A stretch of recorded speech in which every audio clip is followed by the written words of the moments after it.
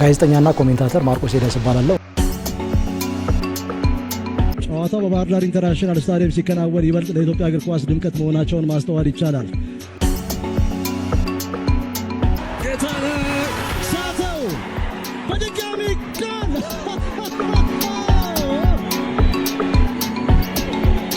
17 ሳምንት ጠብቋል። በዚህ ልክ ማርክ ፈረጆቹ ብላንደር ሚስቴክ የሚሉት አይነት ስህተት ነው። ምክንያቱም ምናልባት ጎል አዲዮሳና ሄኖክ አበበ ጨዋታውን በፊሽካቸው ደመደሙ። ምን አይነት ልብ አንጠልጣይ ጨዋታ ነው! ለኢትዮጵያ ፕሪሚየር ሊግ ጥሩ ማስታወቂያ የሚሆን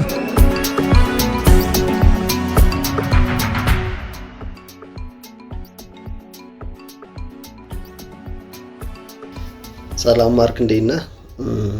ያው የትውልድ ቦቴ እዚሁ አዲስ አበባ ነው። የተወለድኩት ተክለ ሃይማኖት ነው።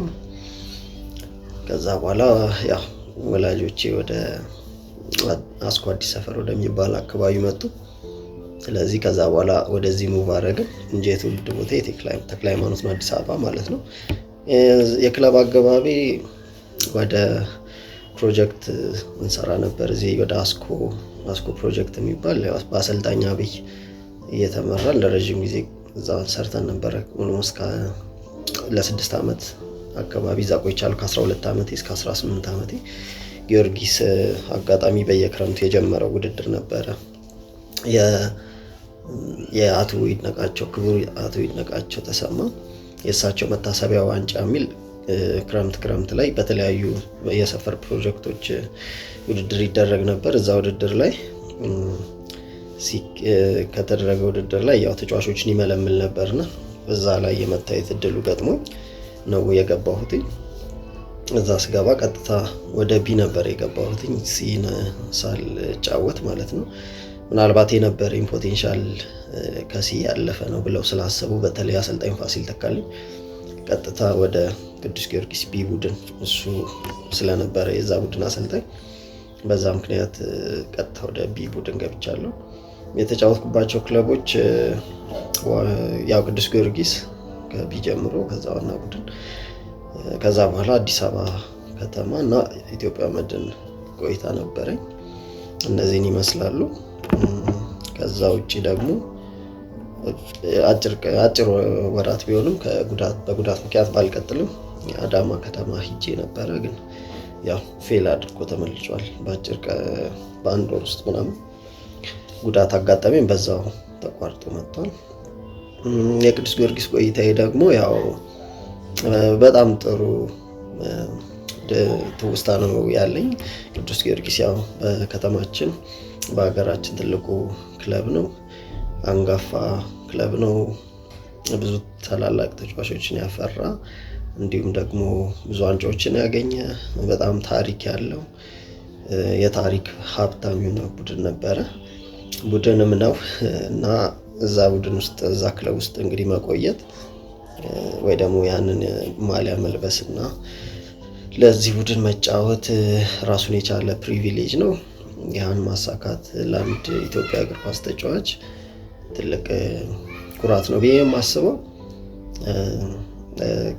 በዚህ ገልጿለሁ። ክለቡን በዛም ማሳልፋቸው ጊዜያቶች ትውስታዎች እነዚህ ናቸው። ነገር ግን ስለ ክለቡ መጫወትና ጫናው ደግሞ ሲነሳ ያው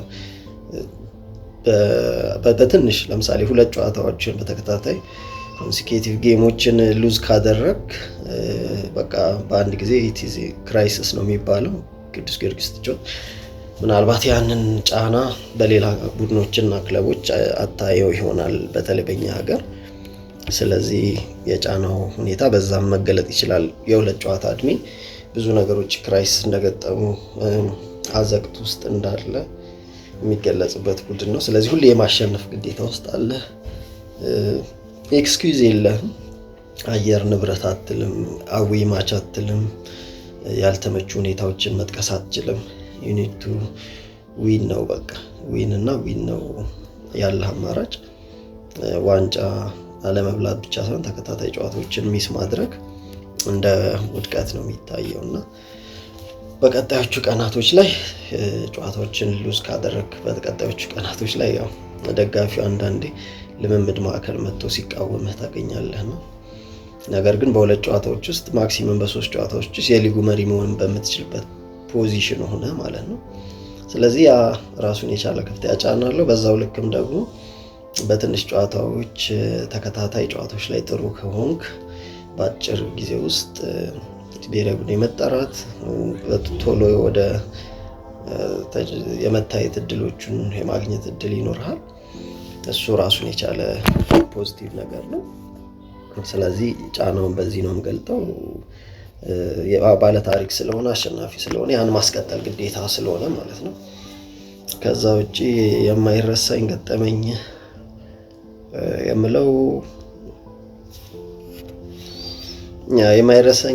የምለው ከቅዱስ ጊዮርጊስ ጋር ሞሮፍ በተገናኘ ትልቁ ነገር ያው ሌላው የትዳር አጋሬን አግኝቻለሁ። የትዳር አጋሬ ደግሞ አጋጣሚ የድሮ ቅዱስ ጊዮርጊስ አሁን እንኳን ቦታው ተቀይሯል፣ ግን ቀድሞ በቅዱስ ጊዮርጊስ ሆስቴል ወይ ማረፊያ ካምፕ በተለምዶ የምንለው እዛ አካባቢ ነበር የምትኖረው እና ምርጧን የህይወት አጋሬን አግኝቻለሁ። አንዱና ትልቁ ሌላው ያው እንደ ትልቅ ገጠመኝማ እሱ ነው። ከሜዳ ውጪ ማለት ከቅዱስ ጊዮርጊስ በተገናኘ ካስቆጠርኳቸው ጎሎች ደግሞ በጣም ከቫልዩ አንጻር ሳይሆን ኢንተርምስ ኦፍ ቴክኒክ በጣም ቆንጆ ጎል አንድ ጊዜ ከአዳማ ከነማ ስንጫወት አዌይ ማች ነበርና በረዥሙ የተላከ ኳስ ነበረ። በጣም ቆንጆ ኮንትሮል በርካምፕን የሚያስታውስ ኮንትሮል ዴኒስ ቤርካምፕ ታስታውሷለህ። መገለጫዎች የሆኑ ኮንትሮሎች ነበሩት እና በጣም በጥሩ ሁኔታ ኳሱን ከተቆጣጠርኩት በኋላ በሁለተኛ ተች በረኛውን ቺፕ ያደረኩበት ጎል ነበርና በጣም የሚያምር ጎል ነበር። ምናልባት ቪዲዮቹን በቀላሉ ማግኘት ስለማይቻል በተለይ በእኛ ጊዜ ምናልባት ከባለፉት 2-3 ዓመታት የሱፐር ስፖርት የዲኤስቲቪ በሊጉ ላይ መምጣቱን ተከትሎ ጥሩ እድሎች ነበሩ። እነሱ ቢኖሩ አይ ቲንክ ከሚወደዱ ጎሎች ውስጥ አንዱ ይሆናሉ ያስባለሁ። ያን ነው የምለው የጎል ምርጬ።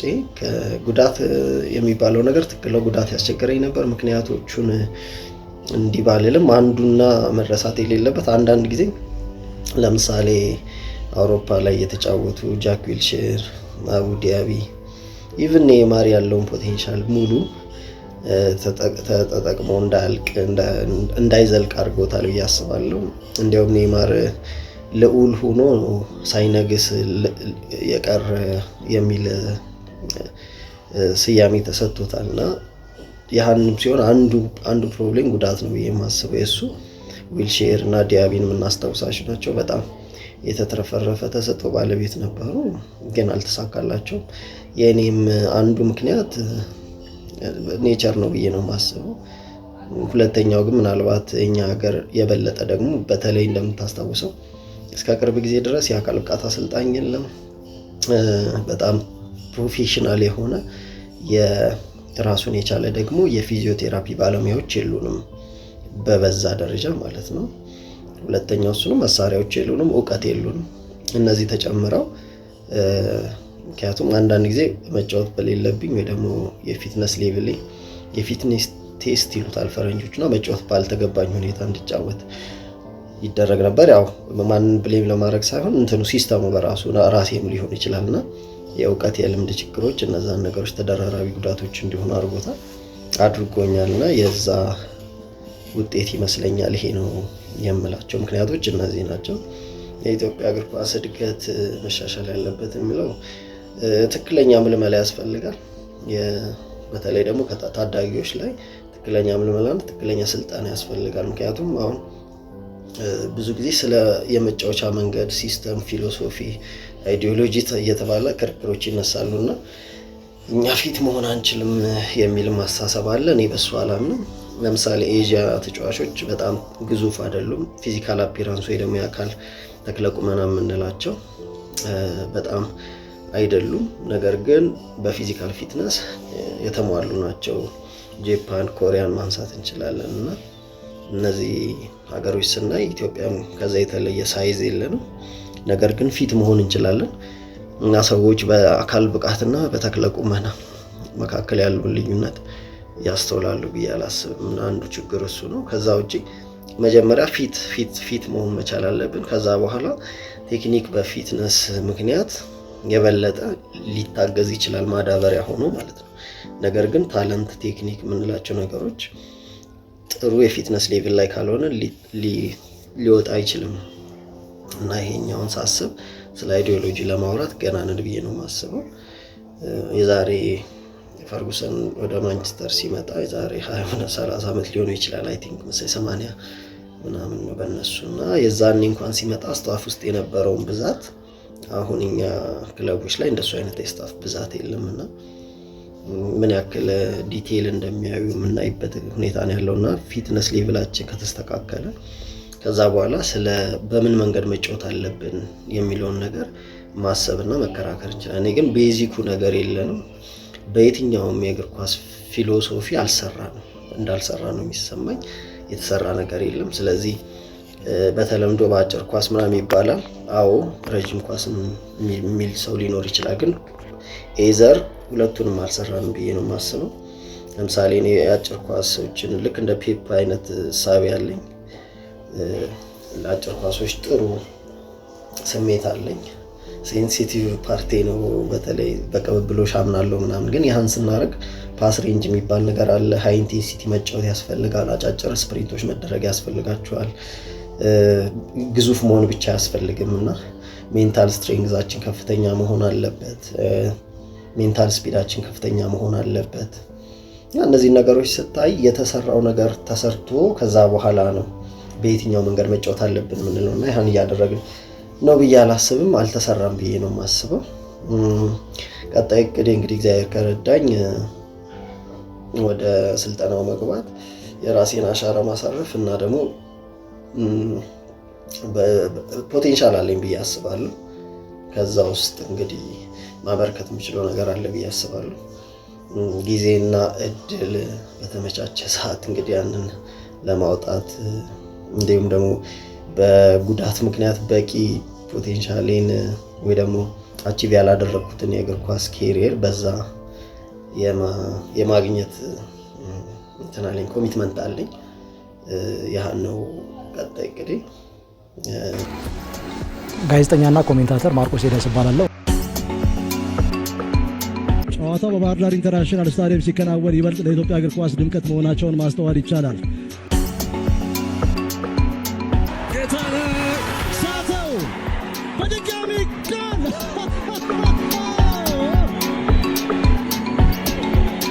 17 ሳምንት ጠብቋል። በዚህ ልክ ማርክ ፈረጆቹ ብላንደር ሚስቴክ የሚሉት አይነት ስህተት ነው። ምክንያቱም ምናልባት ጎል አዲዮሳና